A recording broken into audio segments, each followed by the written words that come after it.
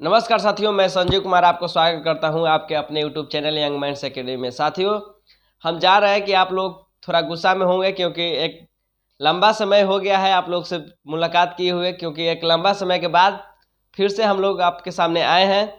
तो चलिए, चिंता करने की कोई बात नहीं है। आज से हम आप लोग को हर सब्जेक्ट का रेगुलर वीडियो मिलेगा। तो हम लोग कुछ प्रॉब्लम के कारण वीडियो नहीं बना पा रहे थे, लेकिन आपसे प्रॉमिस अब कर रहे हैं कि आज से रेगुलर आप लोगों को वीडियो उपलब्ध किया जाएगा, प्रोवाइड किया जाएगा। तो चलिए, गुस्सा है तो क्षमा कीजिएगा, क्योंकि मैं मानता हूं कि काफ़ी लंबा समय हो गया है आप लोग से मुलाकात किए हुए, लेकिन फिर भी क्या कीजिएगा, कुछ हम भी एक पर्सन ही है, व्यक्ति ही है। हम लोगों को भी कोई परेशानी आती है। तो चलिए, कोई खास बात नहीं है, बट आप लोग को सिलेबस कंप्लीट कराने के लिए हम लोग प्रॉमिस किए हैं, तो कंप्लीट कराएंगे। और आज से आप लोगों को हर सब्जेक्ट का वीडियो अपलोड होगा, आप लोगों को वीडियो मिलेगा। तो चलिए साथियों, आज से हम लोग जैसा कि आप लोग जान रहे हैं कि हम आप लोगों को फिजिक्स का क्लास ले रहे थे। तो आप लोग को क्लास 10th का फर्स्ट चैप्टर जो प्रकाश का परावर्तन रिफ्लेक्शन ऑफ लाइट जो चैप्टर है, उसको हम कंप्लीट तरीके से ख़त्म किए थे। सेकेंड चैप्टर था प्रकाश का अपवर्तन रिफ्रैक्शन ऑफ लाइट।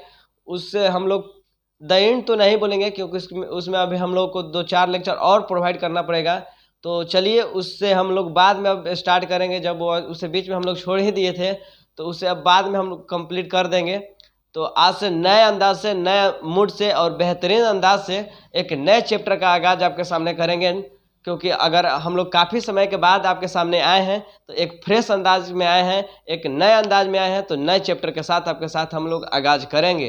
तो साथियों, चलिए, आज हम लोग जो क्लास 10th का नेक्स्ट चैप्टर है, जो NCERT में आप लोग देखिएगा, तो चैप्टर नंबर 12 है विद्युत इलेक्ट्रिसिटी। उस चैप्टर के बारे में आप लोग के सामने यहाँ पर हम आज बात करेंगे। और फिर आपको बता रहे हैं कि आपको अब कोई भी किसी तरह का परेशानी नहीं आने वाला है, क्योंकि आज से आप लोगों का हर सब्जेक्ट का रेगुलर वीडियो प्रोवाइड होगा, आप लोगों को मिलेगा। तो डोंट वेरी, आप लोग चिंता मत कीजिए और गुस्सा में मत। चलिए, यहाँ पर बिना देर के हुए आज की इस वीडियो को स्टार्ट करते हैं। और इलेक्ट्रिसिटी क्लास 10th का जो थर्ड चैप्टर है फिजिक्स का, लेकिन NCERT में आप लोग देखिएगा तो वह चैप्टर नंबर 12 है, उसे स्टार्ट करते हैं। तो साथियों, जब चैप्टर का नाम ही है विद्युत धारा, तो चलिए विद्युत धारा सबसे पहले समझते हैं। विद्युत धारा को समझने से पहले जो यहाँ पे टर्म यूज हुआ है धारा, इसे समझते हैं कि आखिर धारा का मतलब क्या होता है। तो आप एक आसान लैंग्वेज में समझिए कि धारा का मतलब क्या होता है। जब हम लोग पानी को लगातार फ्लो कराएं, लगातार धारा पानी को फेंकें, पानी का धारा कहलाएगा। जब हम लोग पानी को लगातार फेंकेंगे तो वह पानी का धारा कहलाएगा। जब हम लोग लगातार दूध को फेंकेंगे तो वह दूध का धारा कहलाएगा। जब हम लोग लगातार डीजल को फेंकेंगे तो डीजल का धारा। जब हम लोग लगातार पेट्रोल को फेंकेंगे तो पेट्रोल का धारा। उसी तरह से अगर हम लोग लगातार आवेश को फेंके तो वह हम लोग को विद्युत धारा कहलाएगा। तो यहाँ पे एक टर्म यूज हुआ आवेश। आवेश आप लोग को क्या बताए कि अगर हम लोग लगातार आवेश का प्रवाह करें तो वह विद्युत धारा कहलाएगा। तो यहाँ पे एक टर्म यूज हुआ आवेश। तो चलिए, सबसे पहले हम विद्युत धारा को समझने से पहले आवेश को समझ लेते हैं कि आखिर आवेश क्या होता है। तो आवेश समझिएगा, मान लेते हैं कि कोई यह एक वस्तु है, पदार्थ है, और यहाँ भी एक कोई वस्तु है या पदार्थ है।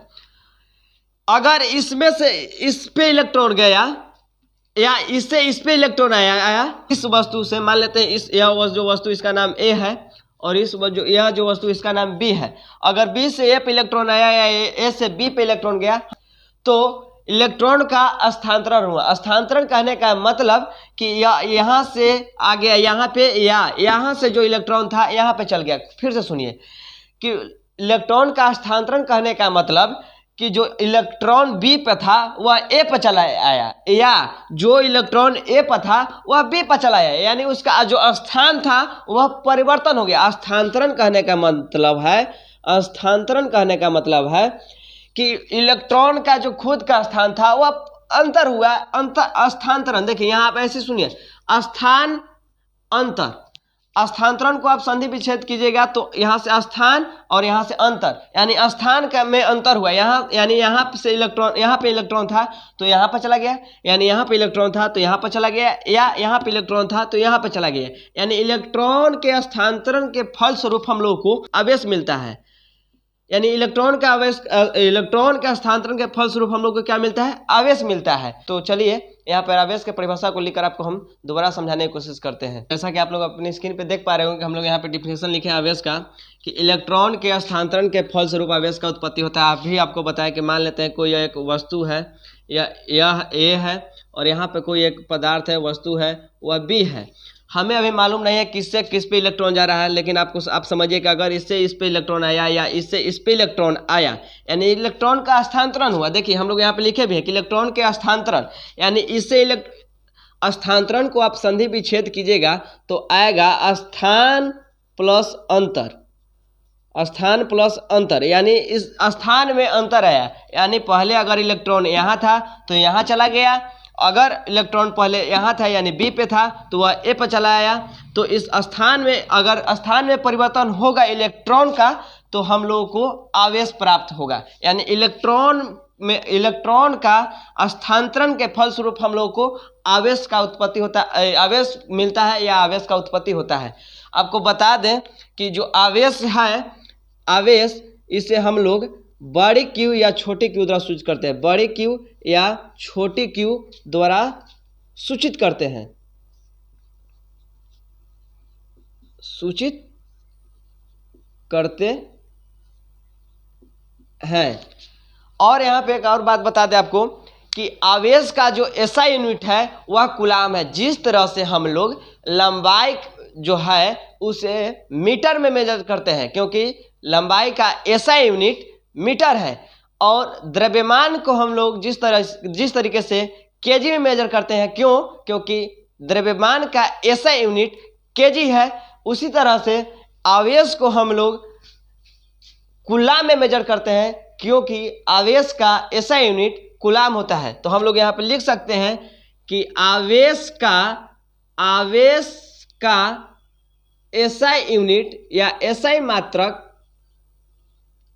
कूलाम होता है, कूलाम, जिसे इंग्लिश में कूलाम ही लिखा जाता है, कूलाम होता है।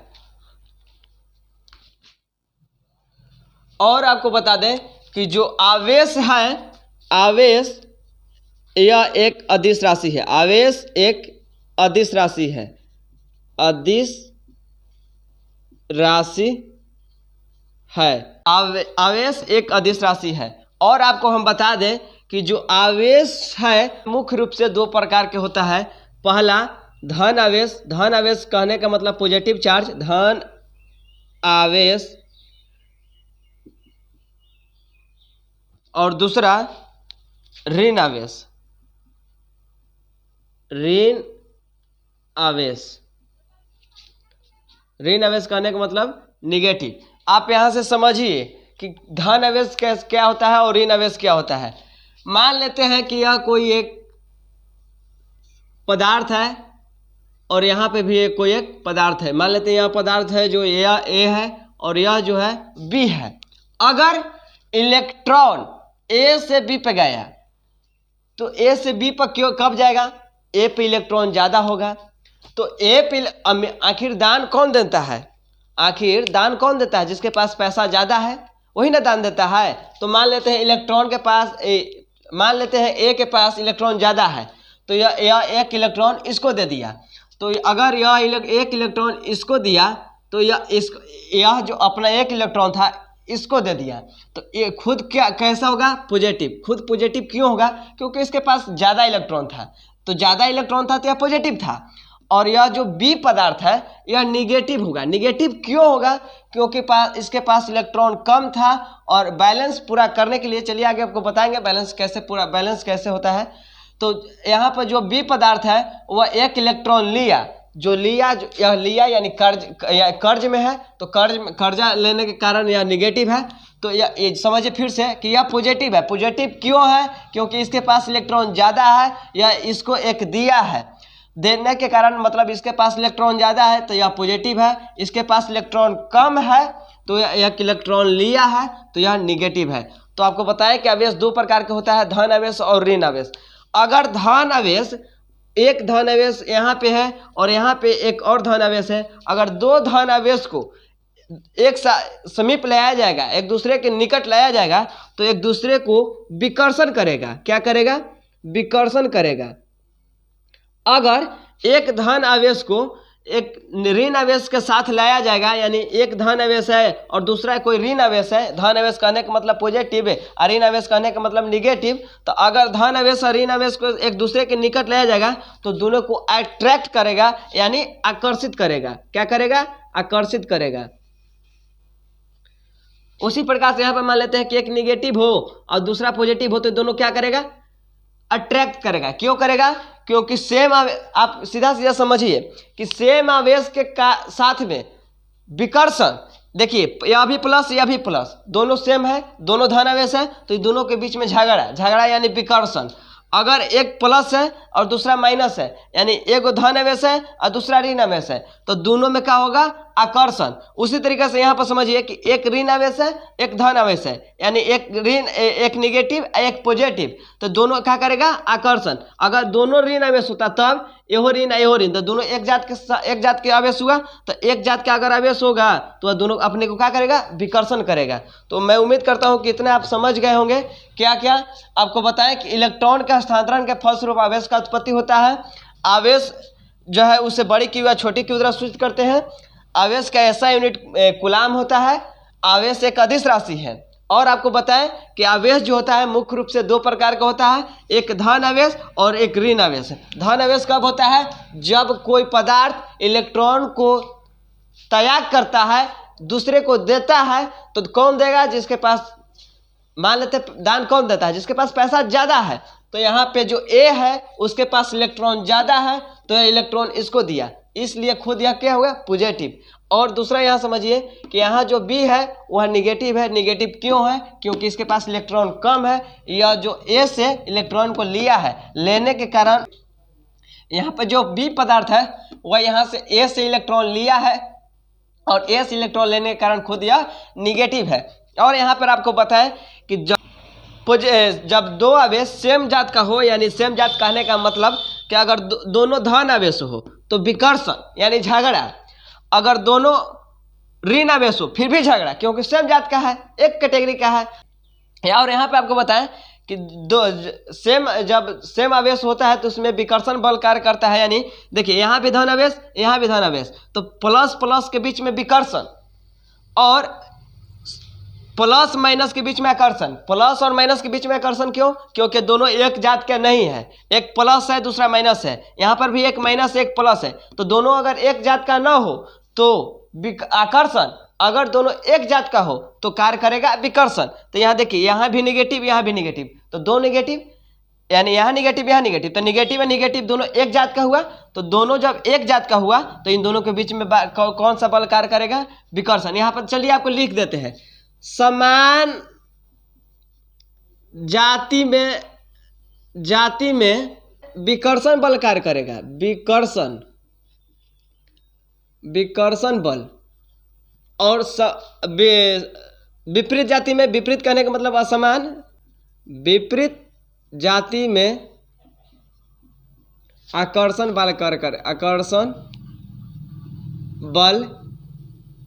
करेगा। तो आप यहाँ से अब खुद भी बता सकते हैं। चलिए हम यहाँ पर आपको ट्राई करते हैं, आप बताइएगा कि किस पे कौन सा बल कार्य करेगा, किस पे कौन सा बल कार्य करेगा। देखिए यहाँ पे प्लस है और यहाँ पे प्लस है। आपसे कोई पूछे कि इस दोनों के बीच में कौन सा बल कार्य करेगा तो आप बता दीजिएगा। कैसे?